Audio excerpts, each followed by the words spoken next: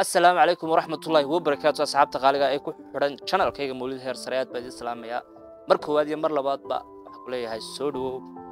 وحرجينا إن العافية قبطان أنت حنوصلنا الله عافيه وحن هالك نقول دعينا فيرستي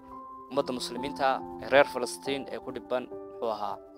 تقيمه كوس عدم وحلينا هاي أنت دمتي شهيدي الله هون حرجته أنت اخترت تعالى أي حنوصلنا داو عنه حلينا هاي الله هو بوجديه وها عافية ويا هي waxaan maanta doonayaa inaan ka hadlo waa dhowr qodob oo xagga nagu soo jeedinayo dhalinyarada Soomaaliyeed waxa jirta su'aalo dhowr ah oo asxaab badan oo dhalinyaro oo asxaab aan nahay ay weydiiyaan mar walba marka aan jeclaystayna maanta dhalinyarada Soomaaliyeed aan la wadaago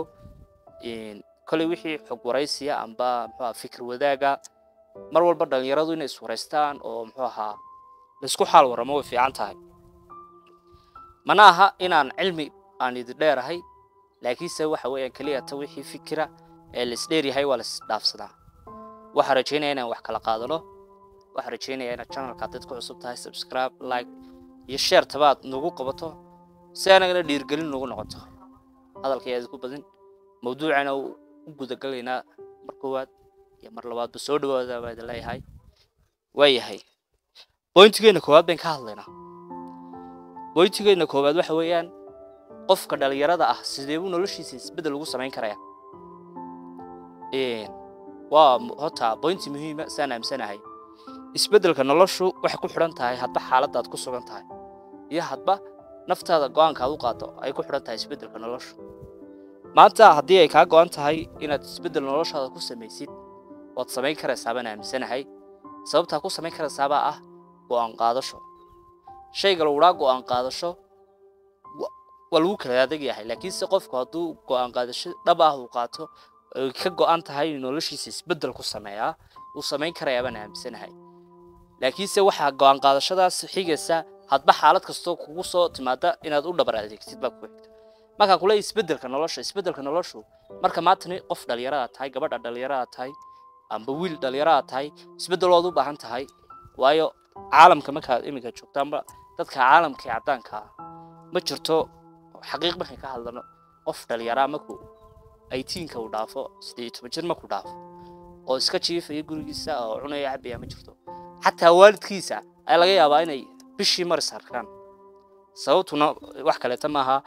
waa wadamo horumar gaaray oo dadkoodu fikirayaan oo noloshooduna ay kala qorshaysan tahay marka inaga Soomaali ahaan maxay u diidayaa in aynu qofka dhalinyarada maanta uu fikiro noloshiisa maxaad qabsan karaysaa uu yiraahdo muxuu ahaa maxaad maanta ku banaan maxaad noloshaada sidoo ku horumarin kartaa laakiin se inta badan waxaan aaminsan waxaan ugu yar fikirkaas baa ugu yar way dhalinyarteena maanta waxa ku oranaya shaqo ma taalo waxa ku oranaya wadanku shaqo ma jirto waxa ku oranaya muxuu ahaa waxa xitaa arkaysaa dhalinyaro badan oo maalin walba wadamadeena wadamada Soomaalida imsa dhalinyaro oo kumanaan kuna baqal jibinaysa haddana lagama helayo hal arday hal qof oo maanta la oranayo waxbuu alkumay amba waxbuu soo saaray wax soo saar buu wadanka keenay amba waxa soo abuuray hebel waxa soo abuuray oo qaljibintiisi waxaasay lagu aflaxay oo laga faa'iiday ma jirto sana aaminsanahay marka horta inaad isbedelka noloshu waa go'aan qaadashada dhabta ah waxa rajaynayaa qof walba oo fiidiyowga maanta uu soo gaaraa in uu isbedel noloshiisa ku sameeyo waqtiguna hadii aanad ka faa'iideysan uu jaray adiga uu goynaya si aad uga faa'iideysanaysaa ha noqoto si naftaadu raali ka tahay waxa rajaynayaa marka inaad isbedel nolosha qof walba maanta laga bilaabo inuu ku fikiro bal maxaad isbedel sameyn karaysaa noloshaada maxaad qabsan karaysaa horta xitaa hadii xaalado adag aad ku sugan tahay laakiin maskaxdaadu ku jirto inaad isbedel sameyso laakiin hadii aad bila fikir ba tahay oo cunaysid cabisida seexanaysid xoolaha waxba lama dhaamo marka xooluhu inta way garanayaan wax cunayaan cabayaan habeenkii la xareynaya wala soo dareerinaya subaxii wax cunayaan cabayaan marka in isbedel noloshaada ku sameyso aad ku fiican tahay waayahay waa ka socono qodobkeena labaad waxa weeyaan sideeba caan qof ku noqon karaya weeyaan dhalinyar badan bay weydiisay sideeba qof caan ku noqon karaya horta caanimo iminka 2023 baan maraynaa wax weyn ma aha banaamisanahay laakiin waad hadba sidaad u isticmaashid oo bacaanimada ku xidhan tahay haddeed halka xun isticmaashid oo halka xun caan aad ku noqotid qof xumaan lagu bartay baa tayo caanimadaadu waxba ma soo kordhin manaamsan haddii halka fiican aad u isticmaashay caanimada doonisid oo aha oo caan ku noqotidna qof bulshada faa'iido u labaatay mar walba caan aad doonisid inaad noqotid optionka kuu si diyaarsan waa inuu ahaadaa mid sax ah oo bulshada wax ugu soo kordhinaysid laakiin hadduu yahay mid bulshada aad wax uga haleynaysid waxaan kula leeyahay caanimadaada waxba faa'iido ma soo wata iska daa waayahay sideebaad caan ku noqon karaysaa waxaad ku noqon karaysaa iminka baraha bulshada aad u fudud yihiin waxaa aad waliba u fudud iminka TikTok aalada la yiraahdo haddii aad samaysatid oo muxuu ahaa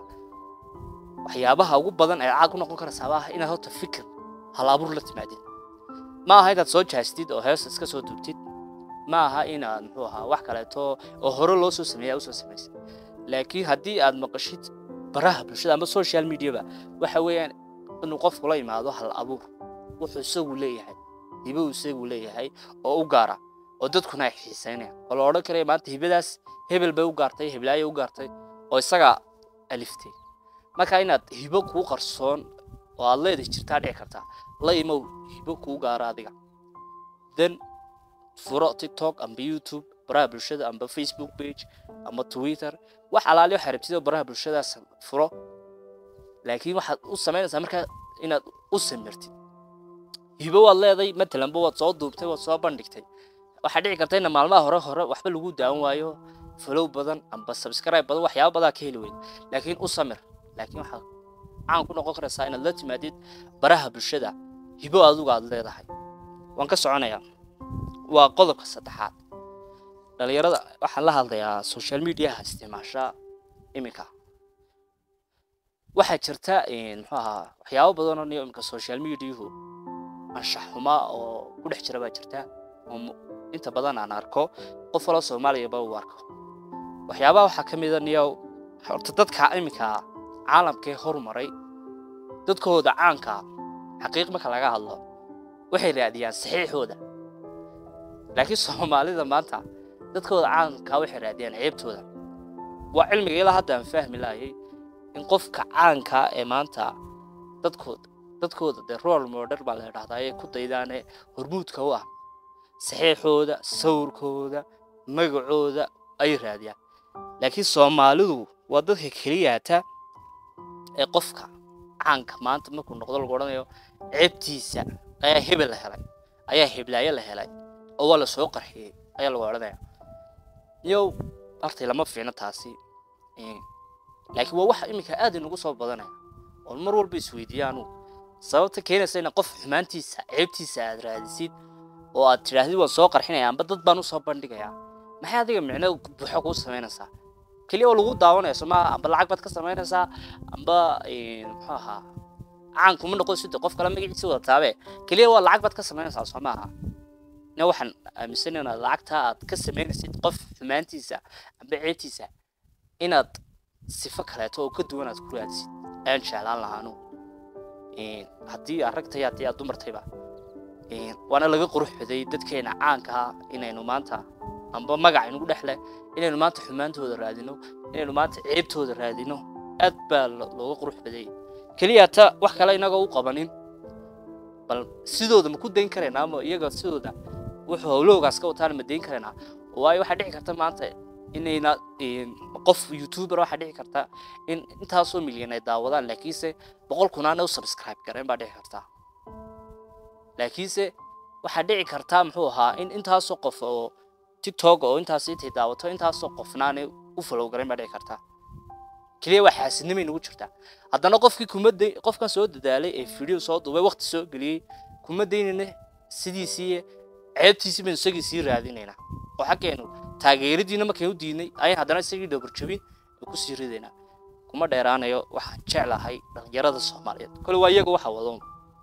niyow inaad isbedel samaysaan maanta intaad chiefka qof ku soo caaysid chiefka qof ku soo muxuu ahaa aad ceebtiisa ku raadinaysid adigu isbedel samee noloshaada maxaa qof kale inaad deydidi ceebtiisa ku kalifaya taasan kaga baxaya qodobka ugu dambeeyaan ka hadlayo lamanayaasha isqaba inkastoo qofna aanan gooni waa taageerin laakiinse wixii jira mar walba inaan ka hadalno is xasuusino ay qurux badan waxaad imika aragtaan baa dhici karta lamaanayaal badan oo isqaba oo baraha bulshada caanka ah caanimada ay ka yihiin qaybna si fiican oo muxuu ahaa asturnaana iyo waxay caan uga yihiin si dee sharafan qaybna waxay caan uga yihiin si eebaysan oo muxuu ahaa bulshada dhexdeeda aad looga yaranxo marka haddii dul istaagno kuwaas muxuu ahaa aanu diidana ceebtooda iyagoo dad lamaana ah inay bulshada la soo wadaagaan ayaan dul istaagana waxa weeyaan iminka dhalinyar badan oo xajirta aan arkay oo isqaba oo inanka inantii isdaba boodayaan meel walba la isla tegayo amba la soo qaawinayo amba dad dhexdeeda isku dhegdhegayo amba muxuu ahaa waxyaabo isku dhegdhega social media ku dhex sameynaya ya aqoonada nacban jabinayna horta waxaan aaminsanay gabadhu markay xaas noqoto waxa u sharfoon oo u qurux badan gurigeeda inay ku ekaato ninka ragga ay maanta gabadh mas'uuliyad ka qaaday waxa ku jirta inay gabadhaasi asturnaato waayo maanta waxay bay noqotay xilihiisa horta khaladka badan inta badan aanu ma saaray dumarka waayo gabadhu waa sida hadbaad ka dhigato iyo saa hadba ula saaxiibto ma aaminsanin gabadh baa maanta ninkeedu intuu waxaan u diido ku sii dhagaaday kaysa oo ku soconaysa ma aaminsanaano laakiin waa hadba ninka ragga sida laga arko nin dhalinyarada ragga ah ee dumarka qaba ee social media inta badan marwooyinkooda keena amba iyagoo qaawan amba iyagoo ku dhegdhegaya amba iyagoo dad kula dhex jira gabadhiisii oo lagu dhegdhegayo nooc walba ha ahaato ninka ragga maanta gabadh mas'uuliyad ka qaada ee xiliisatay ee xaaskiisatay waxaan u soo jeedin lahaa gabadhiisa inuu gurigiisa ku haysto gabadhaadu intay ku asturantay ay ugu qurux badan tahay gabdhahana iyagana waxaan leeyahay markaad xilan noqoto xaas noqoto ee marwaad noqoto iyo markaad single-ka tahay oo kala duwan tahay mas'uuliyad baa ku fuulaysa laftarkaaga mar walba inaad asturnaato hableena way asturay inta badan midmid baa shaydaanku yara qaatay midmidana waxaan leenahay ilaahay shaydaanka inaga soo reebo laakiinse ragga iyo dumarkaba xaasaska ah isqaba ee dhalinyarada waxay leeyahay waxyaabaha aad public ka dhigaysaan ee waxyaabihii private inaad ka dhigtaan ah inaad iska diisaan baa qurux badan haddii aan hadalka ku dheeraaday haddii uu cid toos u ataagay inkastoo aan cid badul istaagin iyo haddii cid ka xumaatay jirtaba aad bay idinka raaligelinayaa haddii aad ka heshayna waxaan jeclahay inaad barnaamijka noo like garayso noona sii share garayso intaasaan kusoo koobi doonaa insha Allah kulli halka ka daawansaan waa channelkayga Mawlid Heer Sare haddii aad ku cusub tahay fadlan soo dhawow subscribe like share iyo comment ba waxa xagaaga intaan barnaamijkan mid la mid ah ku kulmi doonana waxaan idinka tegaynaa assalaamu calaykum wa rahmatullaahi wa barakaatuh